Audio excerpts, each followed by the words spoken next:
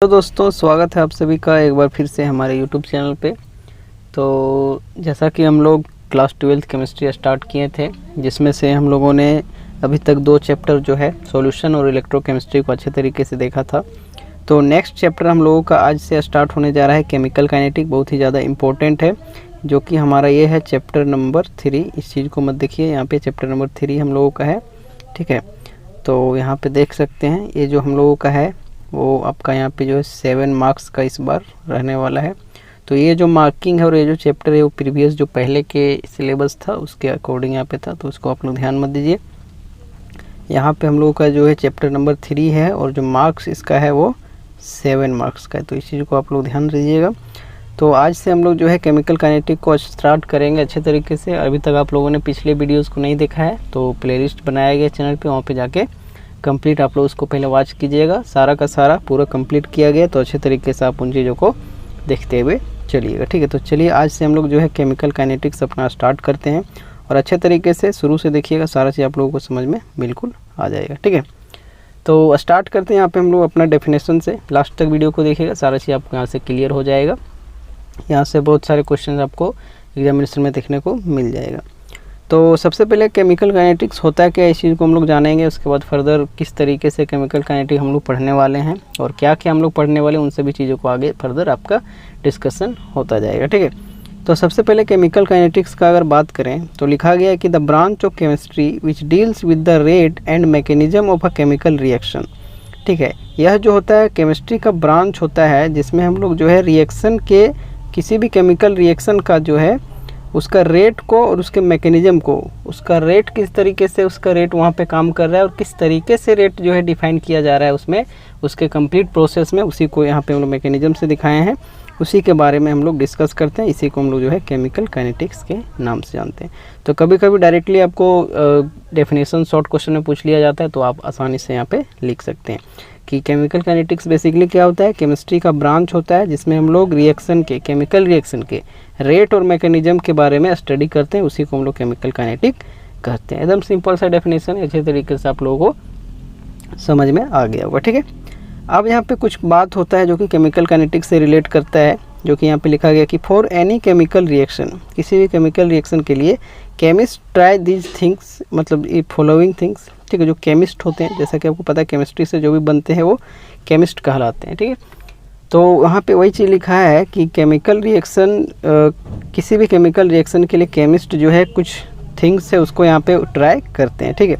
जो कि क्या क्या यहाँ पे है, क्या क्या चीज़ है, इसको आप लोग ध्यान दीजिएगा, तभी आपको अच्छे तरीके से सारा चीज़ समझ में आ जाएगा। तो फर्स्ट थिंग क्या होता है कि द फिजिबिलिटी। फिजिबिलिटी कहने का मतलब है कि कोई भी रिएक्शन आगे होगा, कंप्लीट होगा या नहीं होगा, उसके बारे में पता चलता है। तो फिजिबिलिटी जो है केमिकल रिएक्शन का, उसको हम लोग जो है थर्मोडायनेमिक्स आपने पढ़ा है क्लास 11th में, तो उसके मदद से हम लोग जो है थर्मोडायनेमिक्स का यहाँ पे जो है यूज करके उसका फिजिबिलिटी को हम लोग पता करते हैं किसी भी केमिकल रिएक्शन का। As you know that the reaction with delta G, यहाँ पे देख सकते हैं less than 0 at a constant temperature and pressure is feasible. अगर डेल्टा जी इतना होगा तभी कहाँ पे, कांस्टेंट प्रेशर पे और टेम्परेचर पे, तभी जो है रिएक्शन आपका फिजिबल होगा, मतलब आगे की ओर प्रोसीड करेगा। तो ये बेसिक सा जानकारी है, इसके बारे में थोड़ा आपको पता होना चाहिए। आगे फिर लिखा है कि extent to which a reaction will proceed can be determined from chemical equilibrium. आगे जो होता है पहला स्टेप तो हमारा हो गया कि यहाँ पे जो फिजिबिलिटी है वो थर्मोडायनेमिक्स हमारा जो है बताएगा कि कोई भी रिएक्शन फिजिबल है या नहीं है, ठीक है। अगला चीज़ है कि एक्सटेंट होगा, अगर फिजिबल होगा कोई भी रिएक्शन अगर चल रहा है तो अब कितना चलेगा वो चीज़ यहाँ पे हम लोगों को केमिकल इक्विलिब्रियम से देखने को मिलता है। और वहीं पे अगर बात किया जाए अगला प्रोसेस की स्पीड ऑफ रिएक्शन, पहला काम हो गया कि फिजिबिलिटी, कोई भी केमिकल रिएक्शन है, हो रहा है या नहीं हो रहा है उसके बारे में पता चला। दूसरा यहाँ पे कि कितना हो रहा है ये चीज़ पता चला। आगे अब हो भी रहा है, कितना हो रहा है, तो उसमें स्पीड का क्या यहाँ पे रोल है, रेट का क्या प्रोसेस है, वो चीज़ हम लोगों को हमारा जो है यहाँ पे केमिकल रिएक्शन का जो रीच करता है इक्विलिब्रियम तक, वो हमारा कहाँ से पता चलता है, केमिकल काइनेटिक्स से, ठीक है। तो ये चीज़ हम लोगों का यहाँ पे स्टेप कुछ इस तरीके से था। कभी कभी ऑब्जेक्टिव में पूछा जा सकता है फिजिबिलिटी कौन बताता है, तो थर्मोडायनेमिक्स बताता है। एक्सटेंट ऑफ रिएक्शन कौन बताता है, केमिकल इक्विलिब्रियम बताता है। स्पीड ऑफ रिएक्शन या रेट ऑफ रिएक्शन हमारा कौन बताता है, तो वो हमारा जो है वो केमिकल काइनेटिक्स बताता है, ठीक है। तो तो ये बेसिक से हम लोगों का यहाँ पे इंट्रोडक्शन था केमिकल काइनेटिक्स डेफिनेशन और किस तरीके से केमिकल रिएक्शन के बारे में क्या क्या चीज़ें होती है, कि एक्सटेंड उसका कितना होता है, कोई भी रिएक्शन फिजिबल है या नहीं है, या फिर कितना उसका रेट है, इन चीज़ों के बारे में यहाँ पे डिस्कशन हो गया। ठीक है, अब जो है हम लोगों का मेन चैप्टर स्टार्ट होगा, जो कि यहाँ से स्टार्ट होगा रेट ऑफ रिएक्शन से, और यहाँ से जो भी टॉपिक्स अब पढ़ाया जाएगा उससे डायरेक्टली क्वेश्चन आपको एग्जामिनेशन में देखने को मिल जाएगा। तो रेट ऑफ रिएक्शन बेसिकली क्या होता है, इसका यहाँ पे देखिए दो तरीके से यहाँ पे डिफाइन किया गया है। तो रेट ऑफ रिएक्शन बेसिकली क्या होता है, कहता है it is the speed at which the reactant are converted into product. यह जो होता है स्पीड होता है जो रिएक्टेंट जो है कन्वर्ट हो रहा है प्रोडक्ट में। मान लीजिए कोई भी रिएक्शन हमारा चल रहा है तो वो हमारा जाएगा कहाँ से, रिएक्टेंट से प्रोडक्ट में जाएगा। तो रिएक्टेंट से प्रोडक्ट में हमारा कितना जो हो रहा है वो किस स्पीड से हो रहा है, वही हम लोगों को यहाँ पे क्या दिखाता है, रेट को दिखाता है। मतलब रेट ऑफ रिएक्शन हमारा जितना रिएक्टेंट से प्रोडक्ट में जा रहा है, कन्वर्ट हो रहा है स्पीड के साथ, तो उसी को हम लोग रेट ऑफ रिएक्शन कहते हैं। इसका और एक यहाँ पे फॉर्म होता है जो कि बहुत ही इंपॉर्टेंट है, इससे यहाँ पे एक ग्राफ भी आप लोगों को देखने को मिल जाएगा। तो इसमें क्या होता है, क्या लिखा गया है रेट ऑफ रिएक्शन के बारे में, कि the rate of decrease in the concentration of reactant और the rate of increase in the concentration of product is called rate of reaction. ठीक है, एक चीज़ तो हमारा हुआ कि स्पीड कितना होगा रिएक्टेंट से कन्वर्ट होगा प्रोडक्ट में, तो और दूसरा चीज़ बोला कि अगर रिएक्टेंट से हमारा अगर प्रोडक्ट चल रहा है तो कहीं ना कहीं अगर रिएक्टेंट से प्रोडक्ट हमारा कन्वर्ट हो रहा है तो रिएक्टेंट हमारा क्या होगा, कम हो जाएगा, और यहाँ पे प्रोडक्ट बनने के साथ साथ प्रोडक्ट का संख्या जो है वो ज़्यादा हो जाएगा। मतलब कहीं ना कहीं इसमें डिक्रीज देखने को मिल रहा है, इसमें इंक्रीज देखने को मिल रहा है। अगर ये कम हो जाएगा तभी ये ज़्यादा बनेगा, इस तरीके से समझ सकते हैं। तो वही लिखा है कि rate of decrease in the concentration of reactant, मतलब इस साइड जो हमारा रिएक्टेंट के साइड है इसका जो है कंसंट्रेशन क्या हो रहा है, डिक्रीज हो जा रहा है, वहीं पे इंक्रीज हो रहा है प्रोडक्ट के कंसंट्रेशन में, उसको भी हम लोग जो है रेट ऑफ रिएक्शन के नाम से जानते हैं। यही बस ये डेफिनेशन कहना चाह रहा है। तो रेट ऑफ रिएक्शन आप किसी भी तरीके से लिखिएगा तो आपका काम हो जाएगा, और यहाँ से क्वेश्चन जो है पूछे जाते हैं रेट ऑफ रिएक्शन सीधा सिंपल। फिर यहाँ पे वही चीज़ लिखा गया है कि देख सकते हैं, उसको डिफाइन किया गया है कि फॉर अ जनरल रिएक्शन, किसी एक जनरल रिएक्शन के लिए मान लीजिए रिएक्टेंट से प्रोडक्ट हमारा जा रहा है कुछ इस तरीके से, तो जिधर हमारा जो है रेट ऑफ अगर रिएक्शन का बात किया जाए तो इसका जो ये हमारा यहाँ पे जनरल रिएक्शन है, इसके लिए अगर रेट ऑफ रिएक्शन का बात करें तो यहाँ पे प्रोडक्ट के साइड हमारा माइनस में हो जाएगा, क्योंकि वो डिक्रीज हो रहा है माइनस dr/dt, और कुछ इस तरीके से प्रोडक्ट के साइड हमारा प्लस में यहाँ पे dp/dt हो जाएगा। मतलब कुछ इस तरीके से हमारा जो है ये रिएक्टेंट हमारा डिक्रीज हो रहा है, तो इसको -d और r का कुछ इस तरीके से कंसंट्रेशन और अपॉन में dt यहाँ पे इस तरीके से लिखेंगे, और ये इक्वल होगा क्योंकि इसका और इसका जो होता है वो इक्वल होता है। तो ये हमारा हो जाएगा प्लस में dp और कुछ इस तरीके से हमारा हो जाएगा dt। ठीक है, तो ये रेट ऑफ चेंज के साथ टाइम के साथ जो वहाँ पे रेट में उसका चेंज हो रहा है उसी को वहाँ पे दिखाता है। फिजिक्स में आप लोगों ने अच्छे तरीके से समझा होगा। जहाँ पे देख लीजिए सारा टर्म के बारे में लिखा गया है कि where -dr/dt rate of disappearance बोलें या फिर फॉर्मेशन बोलें। ठीक है, मतलब डिक्रीमेंट बोलें, फॉर्मेशन तो हमारा प्रोडक्ट के साइड हो जाएगा, डिक्रीमेंट बोलें रिएक्टेंट का, या फिर डिसअपीयरेंस बोलें, क्योंकि डिसअपीयर होना मतलब वो गायब होते जा रहा है और प्रोडक्ट की तरफ अपीयर होते जा रहा है। अपीयर मतलब बनता हुआ दिखाई देगा, और यहाँ पे डिसअपीयर मतलब कम होता हुआ दिखाई देगा। तो वही -dr/dt जो हमारा होगा वो rate of disappearance of r होगा, जो कि इसका यहाँ पे नेगेटिव में कुछ इस तरीके से वैल्यू आएगा। ठीक है, ऐसी क्योंकि वो कम हो रहा है तो कहीं ना कहीं घट रहा है, जिसके कारण उसको हम लोग नेगेटिव से दिखाते हैं। वहीं पे dp/dt जो हमारा होता है वो rate of appearance of product है। तो रिएक्टेंट हमारा कम हो रहा है तो डिसअपीयर हो रहा है, प्रोडक्ट हमारा बन रहा है तो अपीयर हो रहा है। ठीक है, तो वही सारा चीज़ यहाँ पे टर्म होता है। अब यहाँ पे एक और सबसे ज़्यादा इम्पोर्टेंट जो कि देख लीजिए आपका, यहाँ से तो ऑब्जेक्टिव कन्फर्म ही रखिए कि ऑब्जेक्टिव आएगा ही आएगा। यूनिट अगर रेट ऑफ रिएक्शन का बोले तो यूनिट का हमारा क्या होगा कि ऊपर में हमारा क्या था, dp यहाँ पे था इसका कंसंट्रेशन, नीचे में यहाँ पे टाइम था, तो ऊपर में हमारा कंसंट्रेशन हो जाएगा, नीचे हमारा टाइम हो जाएगा। कंसंट्रेशन का जैसा कि आपको पता है कि कंसंट्रेशन हमारा मोलरिटी में देखने को मिलता है, तो मोल पर लीटर उसको लिखेंगे, और नीचे टाइम है तो इसका सेकेंड, और ओवरऑल जब इसका हम लोग जो है यूनिट निकालेंगे रेट ऑफ रिएक्शन का तो वो क्या आ जाएगा, मोल पर लीटर पर सेकेंड। तो यहाँ से भी आपका जो है ये ऑब्जेक्टिव में पूछा जाता है कि यूनिट क्या होता है रेट ऑफ रिएक्शन का। 4 ऑप्शन आपको दे दिया जाएगा, वहाँ से आपको पूछ लिया जाएगा। ठीक है, इस तरीके से ये हमारा हो गया रेट ऑफ रिएक्शन। अब यहाँ पे देख लीजिए एक क्वेश्चन यहाँ पे दिया गया कि write down rate of reaction for a chemical reaction. इसमें यहाँ पे केमिकल रिएक्शन दिया जा रहा है जिसमें CaO + CO2 और कुछ इस तरीके से CaCO3 हो रहा है। तो अगर रेट ऑफ रिएक्शन इसका लिखने बोले तो कोशिश कीजिएगा आप एक बार खुद से, उसके बाद यहाँ पे देखिएगा। तो रेट बराबर यहाँ पे रेट ऑफ रिएक्शन बेसिकली यहाँ लिख दीजिएगा। ठीक है, उसके बाद प्रोडक्ट के साइड जब माइनस हो रहा है तो डी ब्रैकेट में CaO और अपॉन में dt, इसको एक बार देखिएगा आप लोग अच्छे से खुद से लिखिएगा, और माइनस यहाँ D लिखिएगा और यहाँ पे CO2 लिखना है कुछ इस तरीके से, dt लिखना है और इसको आगे इक्वल टू कर देना है, इसको प्लस में हम लिख दे रहे हैं ऊपर D और यहाँ पे CaCO3 और अपॉन में dt कुछ इस तरीके। तो इसी तरीके से अगर कभी आपको एग्जाम में पूछ लिया जाए तो इस तरीके से आपको जो है लिख देना है, ठीक है। ये कुछ इस तरीके से अब हमारा हो गया ये रेट ऑफ रिएक्शन क्या होता है, इसे हम लोगों ने कंप्लीट कर लिया। आगे अब यहाँ पे टाइप जो होता है केमिकल रिएक्शन में, बेसिस ऑफ रिएक्शन रेट, अब रेट के आधार पे कितने तरह का यहाँ पे केमिकल रिएक्शन होता है उसको अब हम लोग पढ़ने जा रहे हैं। मतलब किस तरीके से रेट जो है अफेक्ट होते हुए चला जाता है और किस किस टाइप का रिएक्शन देखने को मिलता है। तो पहला यहाँ पे जो हमारा हो जाता है वो फास्ट रिएक्शन होता है। मतलब अगर रिएक्टेंट से प्रोडक्ट हमारा हो रहा है तो कहीं ना कहीं डिपेंड तो करेगा कि रिएक्टेंट क्या, जो रेट ऑफ उसका रिएक्शन है वो क्या हो रहा है, बहुत जल्दी हो जा रहा है, धीरे धीरे हो रहा है, या फिर बहुत तेज़ से हो जा रहा है, ठीक है, इस तरीके से, या बहुत कम यहाँ पे हो रहा है, इस तरीके से भी हम लोग बोल सकते हैं। तो उसी के आधार पे यहाँ पे इसका जो है क्लासिफिकेशन है जो कि केमिकल रिएक्शन का टाइप में आता है। तो फर्स्ट हम लोगों का यहाँ पे आ जाता है फास्ट रिएक्शन। फास्ट रिएक्शन क्या होता है इसको हम लोग देखेंगे।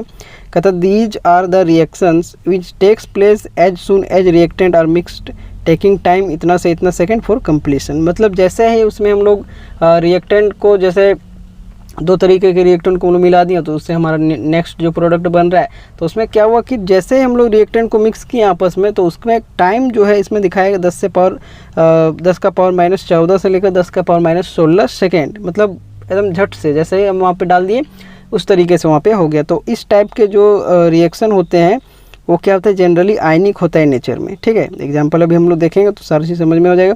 तो फास्ट रिएक्शन की कैटेगरी में वही आता है जिसमें मान लीजिए रिएक्शन हम लोग करा रहे हैं, दो रिएक्टेंट को आपस में मिला दिए तो जाके तुरंत प्रोडक्ट देगा। जैसे वहाँ पे मिला दिया मतलब प्रोडक्ट तैयार हो गया, ठीक है। उसमें ज़रा सा भी आप नहीं पलक झपकते ही वो चीज़ आपका हो जाएगा। तो इसको हम लोग जो है फास्ट रिएक्शन के नाम से जानेंगे। और यह जो होता है जनरली आयनिक नेचर का होता है, क्योंकि जितना भी आयनिक चीज़ है वो जल्दी से आपका रिएक्शन कर लेता है। यहाँ पे देख लीजिए फॉर एग्जांपल की अगर बात किया जाए तो इसमें देख लीजिए आपका जो है ये आपका न्यूट्रलाइजेशन रिएक्शन, जिसमें एसिड और बेस को जब मिलाते हैं तो हमारा साल्ट प्लस वाटर बनता है। ये चीज़ आपने पढ़ा ही होगा। तो कुछ इस तरीके से हमारा जो है NaOH और HCl जब मिलाएंगे तो NaCl और H2O हो जाएगा, जो कि आयनिक में यहाँ पे दिखाता है Na+ और Cl- में। इसी तरीके से NaCl और AgNO3 को जब करेंगे तो AgCl प्रेसिपिटेट में बन जाएगा और NaNO3 बन जाएगा। तो ये कुछ यहाँ पे फास्ट रिएक्शन को जो है एग्जाम्पल देखने को मिल जा रहा है, ठीक है। अब इसी तरीके से अगला जो टाइप होता है वो हम लोगों का होता है मॉडरेट रिएक्शन, जिसमें ना तो बहुत जल्दी हो जाएगा ना ही बहुत धीरे होगा, मतलब सिंपल से धीरे धीरे होके रिएक्शन हो जाएगा। वही लिखा है कि these are the reaction which takes place neither very fastly nor very slowly. ना तो बहुत ही तेज़ी से होगा ना बहुत ही स्लो से होगा, बट मॉडरेटली। लेकिन वो क्या होगा, मॉडरेटली अपना मध्यांतर में चलेगा। These are generally molecular in nature. और इस टाइप का जो रिएक्शन हमारा होता है वो कैसा होता है, मोलिकुलर होता है नेचर में। जैसे एग्जाम्पल का बात किया जाए तो डिकम्पोजिशन ऑफ H2O2 का कुछ इस तरीके से, यहाँ पे H2O2 ऐसे लिखा जाएगा, ठीक है, ध्यान दीजिएगा। कहीं कहीं ऐसा मिल जाएगा तो उसको वहाँ पे बता देंगे। तो H2O2 का जो डिकम्पोजिशन है होता है वो मॉडरेट रिएक्शन के अंदर आता है। मतलब ऐसा नहीं कि अगर उसका डिकम्पोजिशन हो रहा है तो तुरंत हो गया, कुछ टाइम लेगा उसके बाद वहाँ पे वो हो जाएगा, ठीक है। मतलब ऐसा नहीं कि बहुत ज़्यादा टाइम, 1 घंटा 2 घंटा ले सकता है, 10 मिनट 15 मिनट, इस तरीके से घंटा मिनट में यहाँ पे होगा, ठीक है।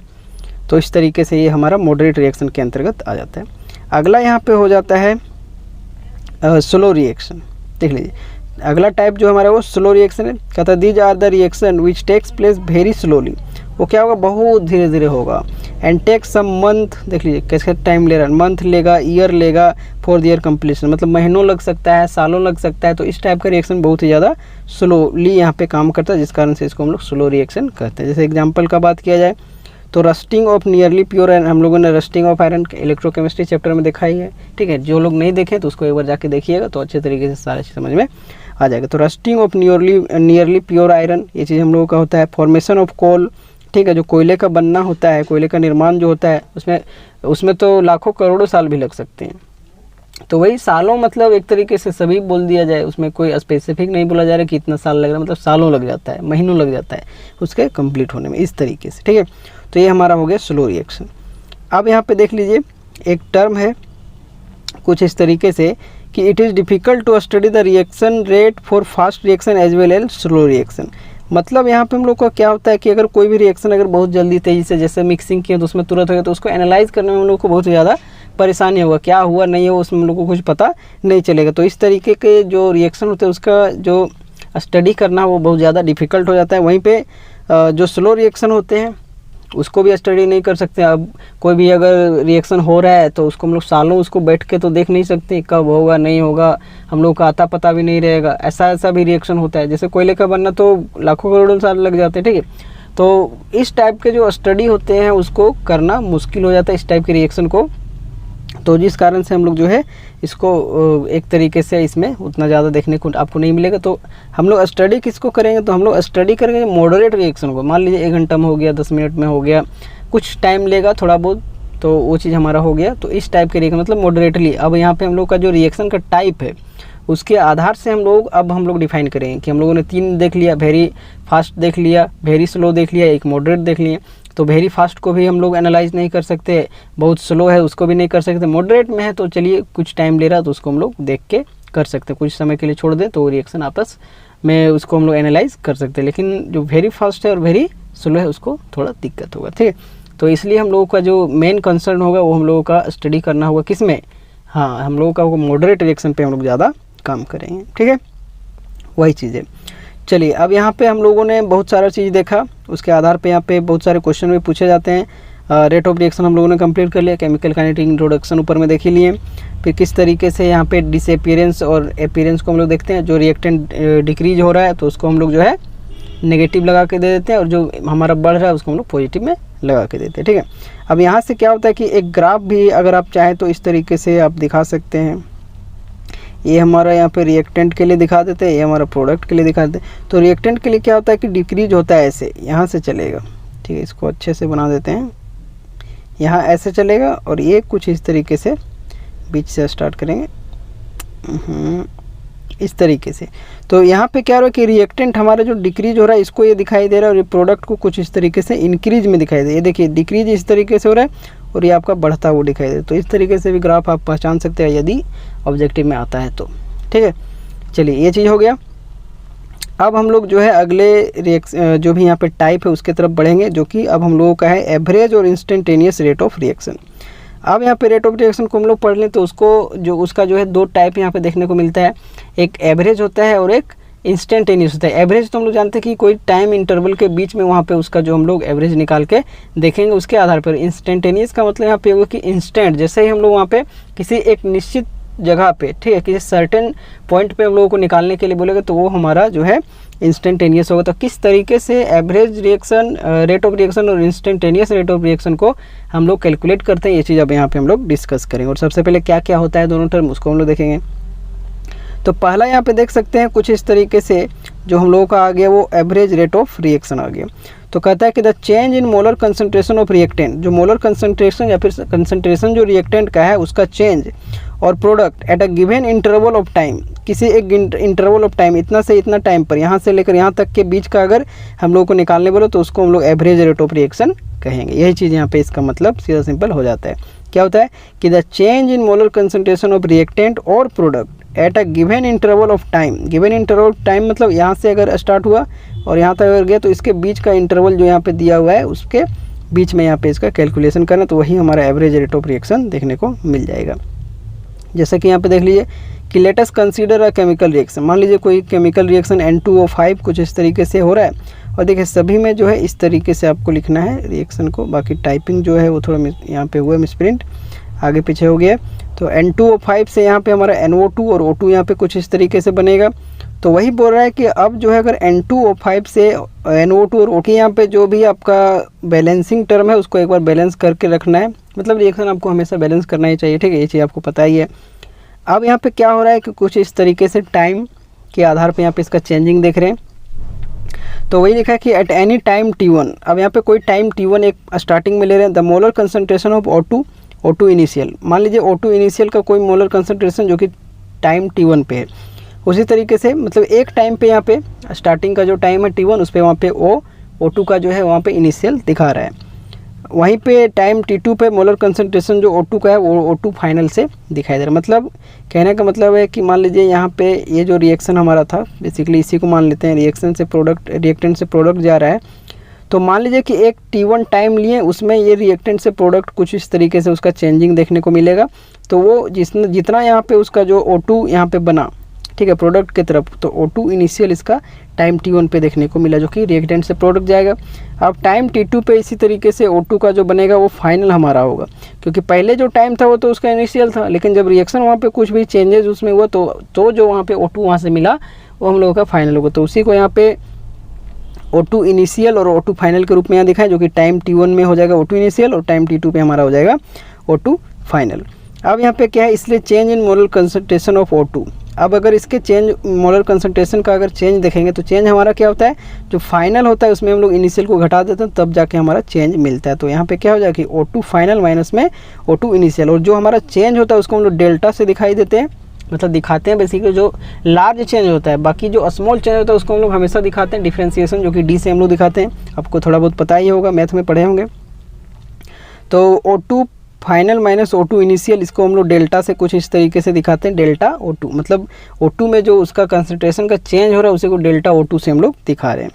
और जो यहाँ पे टाइम इंटरवल है, तो टाइम T2 माइनस T1 हमारा हो जाएगा। तो टाइम इंटरवल जो भी यहाँ पे चेंज है तो उसको डेल्टा T कुछ इस तरीके से, जो कि हमारा हो जाएगा T2 माइनस में T1 कुछ इस तरीके से। तो वही ये चीज़ दिखाया कि मोलर कंसंट्रेशन का चेंज हमारा हो जाएगा डेल्टा O2 या फिर O2 final minus O2 initial, और टाइम इंटरवल जो हमारा T2 माइनस T1 या फिर इसको बोलेंगे डेल्टा T। अब यहाँ पे अगर एवरेज रिएक्शन जैसा कि हम लोग पढ़ रहे हैं, तो average reaction rate from time T1 to T2, T1 से T2 हमारा जा रहा है। तो एवरेज के लिए क्या करेंगे, अब यहाँ पे इसका जो सिंबल लिखेंगे आर एवरेज कुछ इस तरीके से, और प्लस में कुछ इस तरीके से हम लोग लिखेंगे डेल्टा O2 और अपन में डेल्टा T।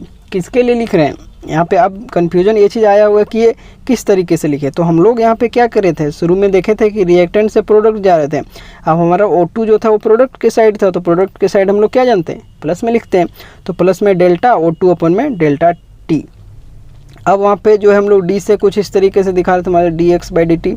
तो ये इंस्टेंट वहाँ पे कोई, जब भी आपको एवरेज वगैरह कुछ भी ना लिखा रहे तो आप इस तरीके से डायरेक्ट लिखिएगा। लेकिन यदि जहाँ पे आपको एवरेज लिख दे, मतलब वहाँ पे आपको इस डेल्टा का साइन लगाना पड़ेगा, मतलब डेल्टा O2 जो एक्स वाला दिखाएं एक तरीके से वैसे कर सकते हैं, एक्स का यहाँ पे कंसंट्रेशन और अपन में कुछ इस तरीके से, डी तो नहीं जाएगा, डेल्टा T कुछ इस तरीके से, मतलब डेल्टा जहाँ टर्म चलेगा वो एवरेज रिएक्शन रेट के लिए वहाँ पे चलेगा। ठीक है, तो इस तरीके से अब हम लोग, क्योंकि O2 हमारा प्रोडक्ट के साइड था इसलिए आर एवरेज बराबर प्लस में डेल्टा O2 अपन में डेल्टा T। बाकी आपको सीधा सिंपल अगर रहे कि रेट ऑफ रिएक्शन लिखना है तो सिंपल सा आप लोग रिएक्टेंट के लिए माइनस D और जो भी वहाँ पे आपका रिएक्टेंट उसको लिख देना है ब्रैकेट में, और अपन में DT लिख देना है, और इक्वल्स टू आपको जो प्रोडक्ट के साइड करना है उसको आपको लिखना है। अब यहाँ पे वही चीज़ है कि same process applicable for whole reaction, then finally the rate of reaction will be. तो अगर जिस तरीके से ये लिखा गया उसी तरीके से पूरे का पूरा जो रिएक्शन है उसको हम लोग लिखेंगे। तो पूरा का पूरा रिएक्शन हमारा क्या था, N2O5 से हमारा NO2 और O2 बन रहा था। तो N2O5 हमारा किधर था, रिएक्टेंट के साइड था।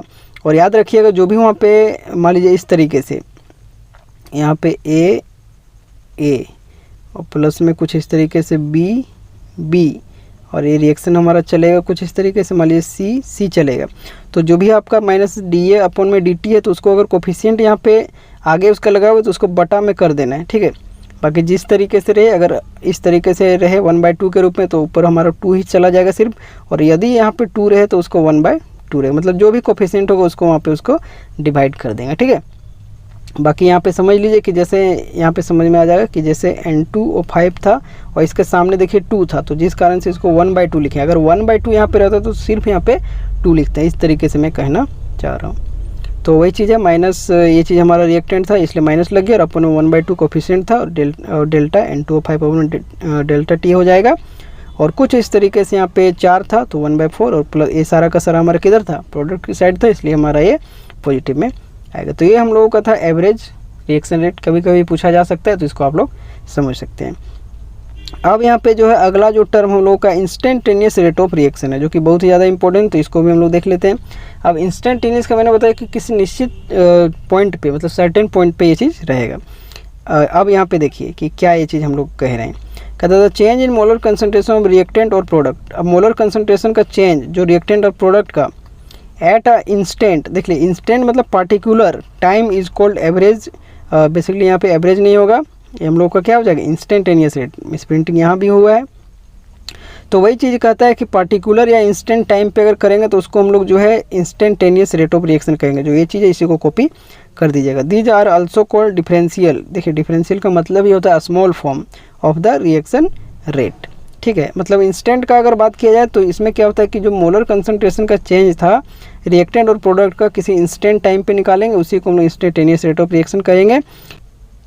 और वही चीज़ है कि स्मॉल फॉर्म यहाँ पे इसको हम बोल सकते हैं डिफरेंशियल फॉर्म से दिखाते हैं। जैसे कि वही कुछ यहाँ पे रिएक्शन को मान लेते हैं, यहाँ पे N2 + 3H2 कुछ इस तरीके से 2NH3 कुछ यहाँ पे हमारा बन गया। अब यहाँ पे क्या है कि इंस्टेंटेनियस, अब यहाँ पे हम लोगों को ये चीज़ दिखाना जरूरी नहीं है कि T1 से यहाँ पे जो NH3 बनेगा उसका NH3 क्या हो जाएगा इनिशियल हो जाएगा, T2 पे बनेगा तो NH3 फाइनल हो जाएगा। तो अब तो यहाँ पे डायरेक्टली हम इसको दिखा देते हैं। तो इंस्टेंटेनियस रेट ऑफ रिएक्शन के लिए अगर बात किया जाए टाइम T पर, तो अब यहाँ पे क्या होता है कि हमारा जो डेल्टा के टर्म को हम लोग अभी सीखें एवरेज वाला, तो उसके आधार पर लिखते हैं। लेकिन यहाँ पे क्या होता है कि इंस्टेंटेनियस डेल्टा यहाँ पे लिमिट का लग जाता है, क्योंकि लिमिट से ही चेंज होकर हमारा जो है वो डिफरेंशियल में बन जाता है। तो लिमिट यहाँ पे क्या लग जाता है कि डेल्टा टी जो है हमारा वो टेंड्स टू 0 हो जाता है। मतलब किसी एक निश्चित, तो वहाँ पे कोई भी टाइम दिखाया नहीं जा रहा है कि इतना से इतना इंटरवल है, किसी एक निश्चित मतलब टाइम पे दे दिया बेसिकली, ठीक है। तो उसको वहाँ पे कहा जा सकता है। तो इसीलिए यहाँ पे जो आर इंस्टेंटेनियस हमारा हो जाता है वो सिंपल सा कुछ इस तरीके से, जो ऊपर में हम रेट ऑफ रिएक्शन में जो सबसे पहले स्टार्टिंग में ही बताए थे, तो वो एक तरीके से जो हमारा होता है वो इंस्टेंटेनियस होता है। लेकिन यदि आपको सीधा सिंपल रेट ऑफ रिएक्शन बोले तो आप आसानी से वहाँ से कर सकते हैं। बाकी अगर एवरेज बोले तब जाके आपको डेल्टा का साइन यूज करके ही बनाना है। तो आर इंस्टेंटेनियस हमारा हो जाएगा -dN2/dt, जो कि इसके लिए दिखाया जा रहा है अभी, ठीक है। बाकी आप इसके लिए भी दिखाइएगा, तो H2 के लिए दिखाइएगा तो क्या हो जाएगा 1/3 माइनस में होगा, और D यहाँ पे हो जाएगा कुछ इस तरीके से H2, और अपॉन में यहाँ पे हो जाएगा dt कुछ इस तरीके से। वहीं पे इसके लिए देखेंगे NH3, तो हमारा प्रोडक्ट के साइड है तो उसको प्लस से कर देंगे, बाकी इस तरीके से आपका हो जाएगा, ठीक है। तो आप लोग अच्छे तरीके से समझ गए कि एवरेज रेट के लिए बस साइन का यहाँ पे अंतर है, ठीक है। डेल्टा का साइन वो लगा देंगे, और यदि आपका जो यहाँ पे इंस्टेंटेनियस के लिए तो हम लोग वहाँ पे स्मॉल d का यूज करेंगे। वही सारा चीज़ यहाँ पे देख लीजिए कि सेम प्रोसेस एप्लीकेबल होता है बहुत यहाँ पे इस तरीके से एवरेज रिएक्शन रेट के लिए, और कुछ इस तरीके से यहाँ पे ये। अब वही जो वहाँ पे बेसिकली यहाँ पे देखिए एवरेज रेट ऑफ रिएक्शन नहीं लिखना है, ठीक है। Same process applicable for whole reaction, then finally instantaneous rate of reaction यहाँ पे लिखना है। इसको आप लोग काट दीजिएगा, ठीक है। यहाँ पे उसी के आधार पे ये लिख दीजिएगा। तो यही चीज़ यहाँ पे है कि the average and instantaneous rate of reaction can also be explain graphically as follows. इसको जो है ग्राफिकली भी यहाँ पे एवरेज और इंस्टेंटेनियस रेट ऑफ रिएक्शन को दिखाया जा सकता है, जो कुछ इस तरीके से आपका देखिए यहाँ पे है ग्राफ, ठीक है। तो इसमें क्या है थोड़ा और नीचे कर देते हैं, जिसमें से क्या है कि एक्स एक्सिस में आपका इधर देख सकते हैं कंसंट्रेशन ऑफ प्रोडक्ट को लिखा गया है, और इधर हम लोगों का यहाँ पे टाइम कंसंट्रेशन और टाइम ग्राफ बेसिकली यहाँ पे दिखाया गया है। अब यहाँ पे क्या हुआ कि इस तरीके से हमारा जो है ये चल रहा है, क्योंकि क्या हो रहा है कि यहाँ पे प्रोडक्ट के साइड वहाँ पे फॉर्मेशन हो रहा है। अब मान लीजिए टाइम T1 है और यहाँ पे टाइम T2 है। T1 टाइम पे यहाँ पे कोई भी प्रोडक्ट P1 आपका बना, T2 टाइम पे कुछ भी प्रोडक्ट आपका P2 बना। तो यहाँ से T2 - T1 ये तो हमारा डेल्टा T को दिखाई दे रहा है, और कुछ इस तरीके से कंसंट्रेशन का चेंज यहाँ पे डेल्टा P से दिखाई दे रहा है। ये जो हम लोगों का दिखाई दे रहा है वो कौन सा हो गया, हाँ बिल्कुल एवरेज वाला हम लोगों का हो गया, ठीक है। जो कि यहाँ पे आपको दिखाया भी जा रहा है, देख लीजिए आर एवरेज, जो कि delta P/में delta T, P2 - P1, जो भी यहाँ पे प्रोडक्ट का कंसंट्रेशन आपका P2, और यहाँ माइनस करेंगे उसका P1, जो कि डिफरेंट टाइम T1 और T2 के लिए, ठीक है। तो इसके आधार पे हम लोगों का यहाँ पे ये कुछ इस तरीके से ये हम लोगों का दिखाया गया, किसके लिए, एवरेज के लिए दिखाया गया। वहीं पे अगर अब हम लोगों को क्या किया गया है कि यहाँ पे एक टाइम दे दिया गया है, ये यहाँ पे ये जो टाइम आया इस पॉइंट के लिए यहाँ पे एक टाइम पे निकालना है। तो मान लीजिए किस इस तरीके से जो हमारा बन रहा है, तो किसी पॉइंट के लिए बोले तो वहाँ पे क्या करना, जस्ट एक स्लोप आपको खींच देना। स्लोप खींचेगा तो वहाँ से आप जो है आसानी से इसका लगा सकते हो। जो भी कभी कभी एग्जामिनेशन में क्वेश्चन दिया जाता है तो यहाँ पे डिफरेंट आपका जो है इस तरीके से पॉइंट रहेगा, तो जहाँ पे स्लोप खींचेगा तो यहाँ से और यहाँ के बीच का जो भी वहाँ पे रहेगा उस तरीके से इसको निकाला जाता है। तो बेसिक सा यहाँ पे अभी उतना तो दिया नहीं जाता है, बाकी इंस्टेंटेनियस और आपको डायरेक्ट एवरेज रिडक्शन क्या होता है इससे पूछ लिया जाता है। तो यहाँ पे ये हम लोगों का किसी पॉइंट के लिए, तो ये हमारा क्या हो जाएगा इंस्टेंटेनियस के लिए यहाँ पे रहेगा, जो कि हमारा हो जाएगा यहाँ पे dp/dt, जो कि यहाँ पे इसके स्लोप को भी दिखा रहा है, ठीक है। क्योंकि यहाँ पे ये स्लोप इसका बन गया इस तरीके से। तो ये हमारा हो गया एवरेज और इंस्टेंटेनियस रेट रिएक्शन। वही चीज़ यहाँ पे फिर से दिखा दिया गया है कि कुछ इस तरीके से एवरेज रिएक्शन रेट के लिए T1 से T2 ये चीज़ हमारा हो गया।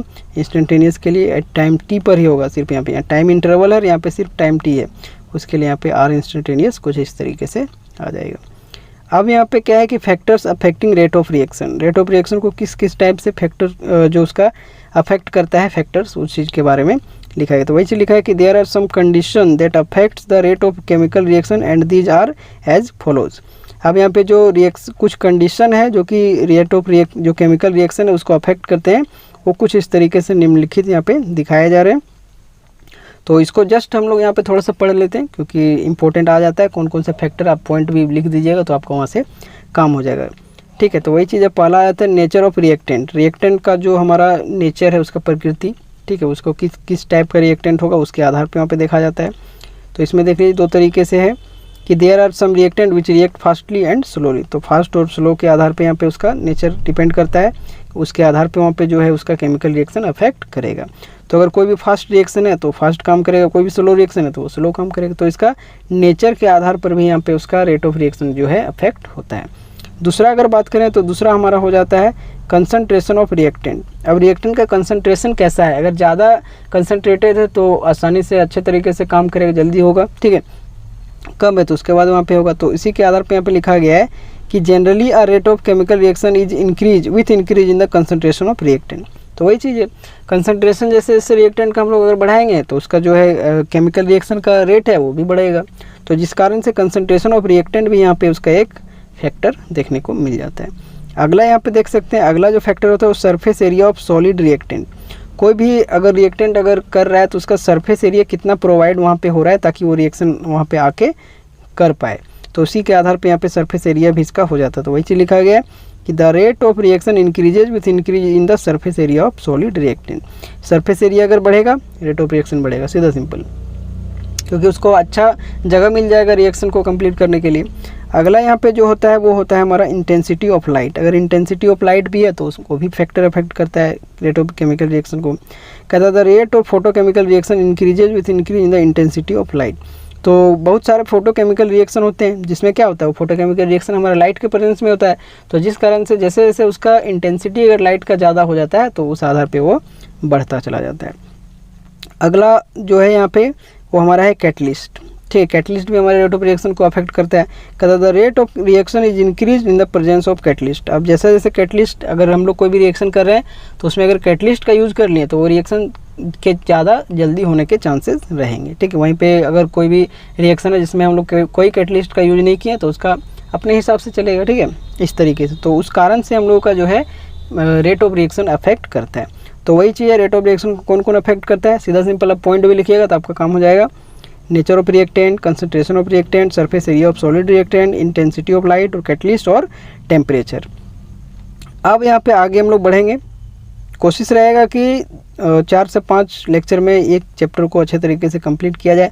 बाकी बहुत सारा टर्म है, आप लोग उसको पार्ट बाय पार्ट भी देख सकते हैं, थोड़ा लंबा रहेगा तो इस तरीके से आप आसानी से जल्दी सीख सकते हैं। ठीक है, तो रेट लॉ और रेट लॉ एक्सप्रेशन। अब हम लोग बात करने वाले रेट लॉ और रेट लॉ एक्सप्रेशन के बारे में कि रेट लॉ होता क्या है और रेट लॉ एक्सप्रेशन किस तरीके से हम लोग उसको डिफाइन करते हैं। ठीक है, यहाँ से भी क्वेश्चन देखने को मिल जाता है।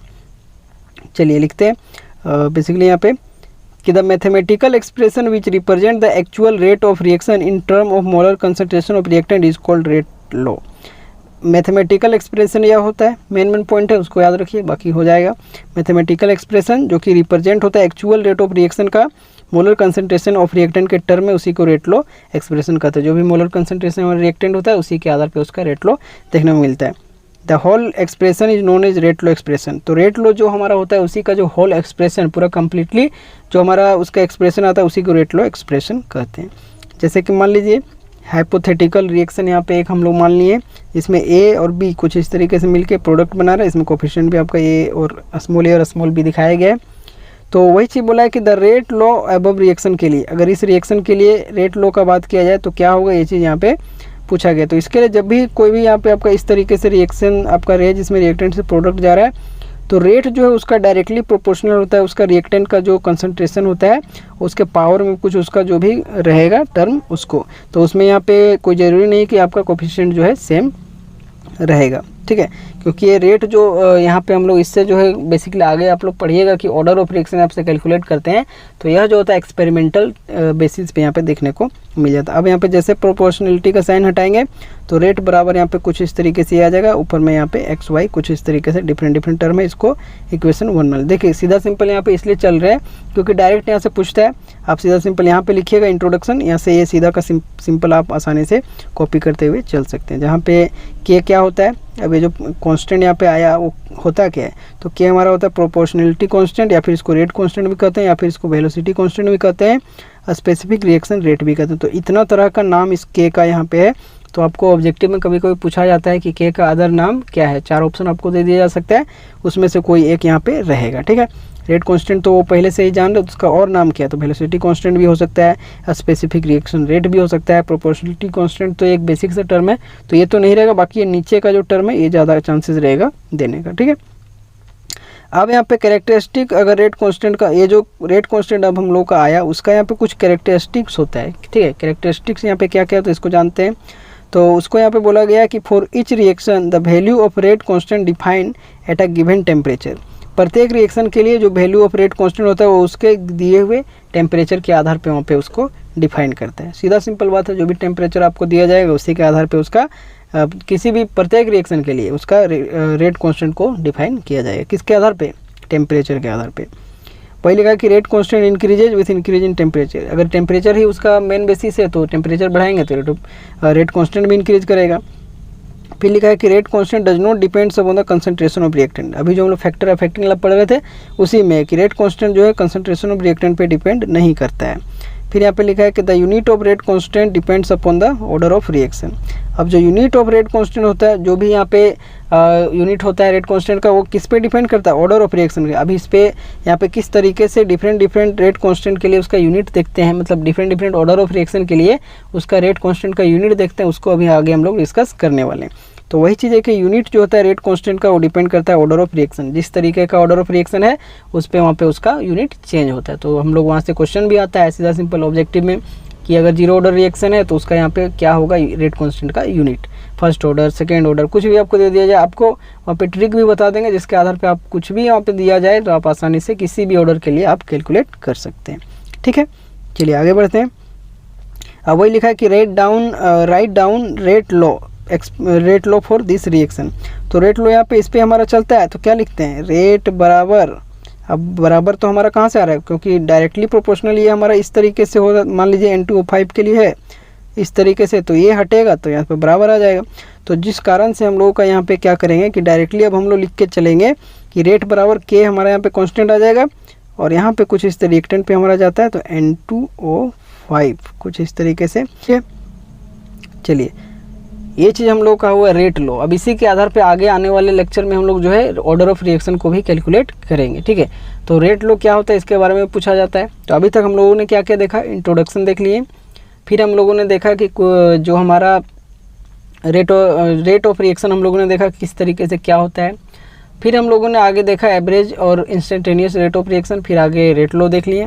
अब यहाँ पे आज के इस जो वीडियो में हम लोग लास्ट जो टॉपिक यहाँ पे देखने वाले हैं उसके बाद इसको हम लोग अभी दूसरे फिर लेक्चर में आगे प्रोसीड करेंगे। तो अब जो यहाँ पे पढ़ने वाले वो एलिमेंट्री रिएक्शन और कॉम्प्लेक्स रिएक्शन के बारे में पढ़ने वाले हैं कि एलिमेंट्री रिएक्शन होता है क्या और कॉम्प्लेक्स रिएक्शन होता है क्या, इसके बारे में यहाँ पे अब हम लोग स्टडी करेंगे। कभी कभी जो आपको एलिमेंट्री रिएक्शन और यहाँ पे जो कॉम्प्लेक्स रिएक्शन उसमें डिफरेंस भी पूछ लिया जाता है, ठीक है। तो ये चीज़ आपके लिए बहुत ही ज़्यादा इंपॉर्टेंट, इसको आप लोग समझ सकते हैं। तो फर्स्ट यहाँ पे एलिमेंट्री रिएक्शन क्या होता है इसके बारे में यहाँ पे डिस्कस करेंगे। तो वही चीज़ लिखा है एलिमेंट्री रिएक्शन में कि the chemical reaction which takes place in only one step. Main point याद रखिएगा, वैसा केमिकल रिएक्शन जो सिर्फ और सिर्फ एक ही स्टेप में काम करेगा उसकी को हम लोग एलिमेंट्री रिएक्शन कहें। एलिमेंट्री नाम से ही पता चल रहा है। It follows concerted mechanism in which dissociation और formation of covalent bond takes place simultaneously. और ये जो होता है कंसर्टेड मैकेनिज्म के आधार पे चलता है। कंसर्टेड मैकेनिज्म में हमारा क्या होता है कि रिएक्टेंट का बनना, ठीक है, कोवेलेंट बॉन्ड का जो वहाँ पे टूटना और बनना जो है एक साथ चलता है, मतलब बन भी रहा है और यहाँ पे जुड़ भी रहा है, ठीक है, मतलब टूट भी रहा है और जुड़ भी रहा है, इस तरीके से यहाँ पे उसको हम लोग कंसर्टेड मैकेनिज्म कहते हैं। फिर वही लिखा है कि the elementary reaction does not involve any reaction intermediate, और अगर यहाँ पे एलिमेंट्री रिएक्शन का बात किया जाए तो उसमें कोई भी रिएक्शन इंटरमीडिएट नहीं होता है। तो आपको जब भी डिफरेंस पूछा जाए तो सीधा सिंपल आप लिख सकते हैं कि एक तरफ आप एलिमेंट्री रिएक्शन लिख दीजिएगा, एक तरफ कॉम्प्लेक्स में, एलिमेंट्री में लिखिएगा 1 स्टेप में कंप्लीट होता है, फिर लिखिएगा कि इसमें जो है रिएक्टेंट इंटरमीडिएट नहीं होता है, और इसमें जो कंसर्टेड मैकेनिज्म के मतलब जो भी यहाँ पे टर्म यहाँ पे लिखा गया, इसलिए तो इतना सारा लिख दिए हैं ताकि आप आसानी से इसको देखते हुए कर सकते हैं। वही चीज़ लिखा है कि रिएक्शन इंटरमीडिएट इसमें इन्वॉल्व नहीं होता, इसमें सिर्फ और सिर्फ ये ट्रांजिशन स्टेट के थ्रू चलता है, क्योंकि इसमें कहीं भी आपका जो है एक स्टेप से दूसरा स्टेप जा ही नहीं रहा है, तो यहाँ पे इंटरमीडिएट मिलेगा नहीं, ठीक है, बल्कि एक ही स्टेप में कंप्लीट हो रहा है, तो वहाँ पे ट्रांजिशन देखने को मिलता है, ट्रांजिशन स्टेट। जैसे कि एग्जांपल के तौर पे यहाँ पे देख लीजिए CH3Cl यहाँ पे ये चीज़ रिएक्शन कुछ इस तरीके से किया, तो CH3OH यहाँ पे कुछ इस तरीके से एक सब्स्टिट्यूशन रिएक्शन का यहाँ पे एग्जाम्पल दिखाया गया है, CH3OH और कुछ इस तरीके से Cl- हमारा बन गया। अब यहाँ पे मैकेनिज्म इसका देख लिए कि किस तरीके से काम हुआ है, तो CH3Cl से OH अगर जो बन रहा है तो इसका देखिए एक ही स्टेप में सारा हो गया, यहीं पे कोई अदर स्टेप में यहाँ पे नहीं गया। इसमें क्या क्या किया कि यहाँ पे जो OH- था तो माइनस वाला जो है इस कार्बन पे यहाँ पे अटैच हुआ, और कुछ इस तरीके से CH3Cl का स्ट्रक्चर हम लोग यहाँ पे बनाए हैं, जिसके आधार पे यहाँ पे कुछ इस तरीके से ये यहाँ पे अटैक करेगा और इस कार्बन Cl का बॉन्ड कुछ इस तरीके से टूटेगा, ठीक है। तो यहाँ पे अगर इधर से जुड़ रहा है इधर से टूट रहा है, तो वही चीज़ यहाँ पे जो ट्रांजिशन स्टेट में यहाँ पे दिखाया जा रहा है। बाकी हो सकता था यहाँ पे अलग अलग कलर से दिखाया जाए तो अच्छा रहता, ठीक है, बाकी आप लोग समझ जाइए, इधर बन रहा है इधर टूट रहा है, ठीक है। तो इस आधार पे हम लोग यहाँ पे इसका जो है देखेंगे, तो यहाँ पे क्या रहा है, ये हमारा ट्रांजिशन स्टेट का निर्माण कर रहा है, और कुछ इस तरीके से यहाँ पे हमारा जो है OH वाला CH3OH बन रहा है और Cl- कुछ इस तरीके से खत्म हो रहा है। तो वही चीज़ आगे और भी लिखा है कि the rate of an elementary reaction can be written with the help of balanced chemical reaction. Balanced chemical reaction के आधार पर ही इसका जो है हम लोग रेट लिख सकते हैं, किसका, एलिमेंट्री रिएक्शन का। कुछ इस तरीके से CH3Cl और OH- और यहाँ पे ये चीज़ चल रहा है। यहाँ पे देख लीजिए रेट, इसका यहाँ पे रेट कांस्टेंट कुछ इस तरीके से लिख दिया गया कि रेट बराबर रेट लो, बेसिकली रेट बराबर यहाँ पे K और CH3Cl इस तरीके से, क्योंकि रिएक्टेंट के पर डिपेंड करता है, तो इधर हमारा रिएक्टेंट है, ठीक है, इस तरीके से। अब यहाँ पे एक एनर्जी प्रोफाइल डायग्राम भी कभी कभी यहाँ से देखने को मिल जाता है, तो उसको भी आप लोग यहाँ पे समझ लीजिए कि the energy profile of an elementary reaction can be, यहाँ पे दिखाया गया है अ सिंगल हम्प्ड कर्व, मतलब ऊँट के जैसे यहाँ पे कर्व से दिखाया जा रहा है, तो इसमें सिंगल हम्प्ड कर्व यहाँ पे देखने को मिलेगा, जो कि यहाँ पे देखिए कुछ इस तरीके से, इधर हमारा एक्स एक्सिस में एनर्जी है और इधर हमारा कुछ इस तरीके से प्रोग्रेस ऑफ रिएक्शन, जो आगे की ओर रिएक्शन बढ़ रहा है उसका प्रोग्रेस को दिखाया जा रहा है। तो कुछ इस तरीके से यहाँ पे रिएक्टेंट, देखिए रिएक्टेंट से गया तो ये हम लोगों को कुछ इस तरीके से यहाँ जाएगा, फिर यहाँ पे क्या होगा, प्रोडक्ट के साइड डिक्रीज करेगा, ठीक है, इस तरीके से बढ़ता हुआ दिखाया, तो इस तरीके से हमारा जो है बन जाएगा। देखिए एक हम्प टाइप का यहाँ पे ऊँट का यहाँ पे दिख रहा है इस तरीके से, तो वही है। यहाँ पे जो बीच में स्टार्टिंग में तो रिएक्टेंट कुछ इस तरीके से ये हमारा रहेगा, बीच में ट्रांजिशन स्टेट को दिखाया जा रहा है, और कुछ इस तरीके से हमारा लास्ट में प्रोडक्ट चेंज हो जाएगा। तो बेसिक सा चीज़ें आपको इसलो मतलब थोड़ा बहुत इसको ध्यान रख सकते हैं। चलिए टाइम वेस्ट किए बिना अब हम लोग जो है कॉम्प्लेक्स रिएक्शन को भी देख लेते हैं, ताकि अच्छे तरीके से सारा चीज़ समझ में आ जाए, ठीक है। थोड़ा स्पीड रह रहा है तो इसको आप लोग थोड़ा मेंटेन कीजिएगा, बाकी नहीं समझ आए तो एक बार पीछे कीजिएगा तो समझ में आ जाएगा। कॉम्प्लेक्स रिएक्शन क्या होता है, कहता था chemical reaction which takes place in more than one step. अब यहाँ पे जैसा कि एलिमेंट्री रिएक्शन था उसमें एक स्टेप में हो रहा था, कॉम्प्लेक्स है मतलब कहीं ना कहीं उसमें स्टेप्स का संख्या बढ़ जाएगा, मतलब नंबर ऑफ स्टेप्स वहाँ पे इंक्रीज हो जाएगा। तो यहाँ पे वन स्टेप जो है मोर देन वन स्टेप्स अगर वहाँ पे आता है तो उसको हम लोग केमिकल रिएक्शन कहते हैं। कहता है it follows a multi step mechanism in which dissociation formation of covalent bond takes place in different step. इसमें क्या होता है कि डिफरेंट तरीके से बॉन्ड टूटता है, फिर वहाँ पे बनता है, फिर टूटता है, फिर बनता है, मतलब डिफरेंट प्लेस पे वहाँ पे काम होता है। जैसे कि एग्जांपल के तौर पे यहाँ पे देखिए एक एग्जांपल यहाँ पे दिखाया गया है, जिसमें कुछ इस तरीके से जो है यहाँ पे CH3 कुछ ये वाला जो भी यहाँ पे कंपाउंड है इसको OH के साथ रिएक्शन किया गया, तो कुछ इस तरीके से यहाँ पे बना और Cl-। अब यहाँ पे क्या होगा कि इसमें जो है किस तरीके से इसका मैकेनिज्म चलेगा, इसको अब हम लोग देखते हैं। मतलब ये आपका कॉम्प्लेक्स रिएक्शन की तरफ चल रहे हैं। मैकेनिज्म का बात करें तो इसमें क्या था, डिफरेंट देखिए यहाँ पे एक स्टेप यहाँ पे एक स्टेप यहाँ पे चला, तो पहला स्टेप हुआ, फिर उसके बाद और स्टेप आया, तो जब एक से ज़्यादा स्टेप चले तो वो हम लोगों का कॉम्प्लेक्स रिएक्शन हो जाएगा, ठीक है। अब यहाँ पे स्टेप 1 में क्या हो रहा है कि इस तरीके से कार्बन Cl का यहाँ पे कुछ इस तरीके से बॉन्ड जो है देख लीजिए टूट रहा है।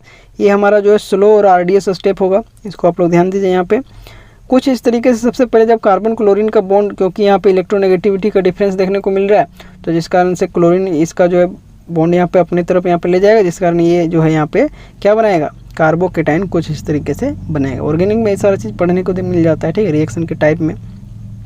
अब यहाँ पे Cl माइनस रहा, तो पहला स्टेप में कुछ इस तरीके से यहाँ पे फॉर्मेशन आपका हुआ कार्बोकेटाइन का, ठीक है। तब जाके फिर आगे यहाँ पे जो अगला स्टेप है वहाँ पे जो ये हमारा कार्बोकेटाइन बेसिकली बना, जो भी यहाँ पे कार्बोकेटाइन बना ये चीज़, उसमें फर्दर आके OH माइनस तब जाके अटैक है। पहले क्या हुआ, कार्बोकेटाइन का फॉर्मेशन हुआ, पहले वो जगह बनाया, मतलब इलेक्ट्रोफाइल के जैसा वो अपना नेचर बनाया ताकि न्यूक्लियोफाइल वहाँ पे आके अटैक करेगा। और ये चीज़ जो हमारा होता है फास्ट होता है। तो पहला जो स्टेप है वो हमारा स्लो स्टेप होता है, यही हम लोगों को रेट को डिटरमाइन करता है, मतलब रेट ऑफ रिएक्शन इसी के आधार पे, ये जो स्टेप है हमारा इसी के आधार पे यहाँ पे चलता है, ठीक है। दूसरे स्टेप में कुछ इस तरीके से ये फास्ट हो जाता है और यहाँ पे एक OH इस तरीके से अटैक करके फाइनली ये यहाँ पे प्रोडक्ट बना लेता है, ठीक है। तो इसी के आधार पे अब यहाँ पे देखें कि the rate of a complex reaction depends upon its slowest और RDS, मतलब रेट डिटरमाइनिंग स्टेप। RDS का फुल फॉर्म क्या होता है, रेट डिटरमाइनिंग स्टेप, नाम से पता चला वो रेट को डिटरमाइन करने के लिए स्टेप होता है, ठीक है। अब यहाँ पे देख लीजिए कुछ इस तरीके से यही हमारा हो गया रेट बराबर कुछ इस तरीके से एक कंपाउंड हो गया, ये हमारा रेट को डिटरमाइन करेगा, क्योंकि वही हमारा क्या था, RDS था। देख लीजिए ये जो कंपाउंड यहाँ पे कुछ इस तरीके से, वही हम लोगों का यहाँ पे ये कुछ इस तरीके से हो गया, क्या हो गया, वहाँ पे रेट को डिटरमाइन करने के लिए रेट ऑफ जो रेट लो यहाँ पे कुछ इस तरीके से इसको लिख दिए।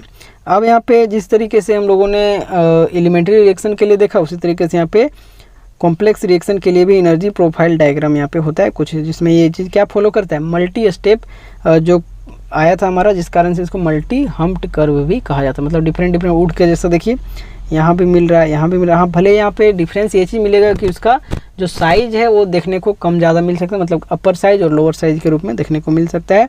तो जो ज़्यादा यहाँ पे होगा उसके आधार पर चलेंगे, एक तरफ एनर्जी एक तरफ प्रोग्रेस ऑफ रिएक्शन। अब यहाँ पे रिएक्टेंट से प्रोडक्ट की तरफ जब गए तो यहाँ पे दो तरीके का ट्रांजिशन स्टेट बोल सकते हैं या फिर रिएक्शन इंटरमीडिएट भी बोल सकते हैं हम लोग उसको, ठीक है, कुछ इस तरीके से। तो यहाँ पे क्या है, फर्स्ट जो यहाँ पे ट्रांजिशन स्टेट या फिर जो हमारा बना उसमें क्या है, यहाँ पे कार्बोकेटाइन का फॉर्मेशन हुआ था। अगले बार यहाँ पे रिएक्शन उसका जो है आके OH अटैक किया, तब जाके हमारा प्रोडक्ट देखने को मिला। तो इस कारण से जो हमारा कॉम्प्लेक्स रिएक्शन होता है उसमें एक से ज़्यादा ये हम लोग मतलब इसमें हम्प्ड कर्व आता है, इसको हम लोग मल्टी हम्प्ड कर्व के नाम से जानते हैं, ठीक है। तो ये चीज़ आज हम लोगों का था, इसमें बहुत सारा टॉपिक हम लोगों ने पढ़ लिया, मतलब एक तरीके से यहाँ पे जो चैप्टर का 20 से 30% जो है कवर हो गया आज के इस लेक्चर से, ठीक है। तो अच्छे तरीके से सभी लेक्चर्स को यहाँ पे आप लोग देखिएगा, अच्छे तरीके से सारा चीज़ समझ में आएगा, थोड़ा थोड़ा यहाँ पे सारा चीज़ समझ में आ जाएगा, ठीक है। तो चलिए कैसा लगा इसके बारे में बताइएगा, और वीडियो को लाइक नहीं किए तो वीडियो को एक लाइक अभी, और ज़्यादा से ज़्यादा इसको शेयर कीजिएगा अपने दोस्तों के साथ। और जो भी प्लेलिस्ट वहाँ पे बनाया गया शुरू से, जो भी नए जुड़ रहे हैं तो स्टार्टिंग से आप देख सकते हैं, अच्छे तरीके से सारा चीज़ कवर किया गया। तो चलिए इस चीज़ को यहीं पर रखते हैं, यहाँ तक आप सभी का बहुत बहुत धन्यवाद।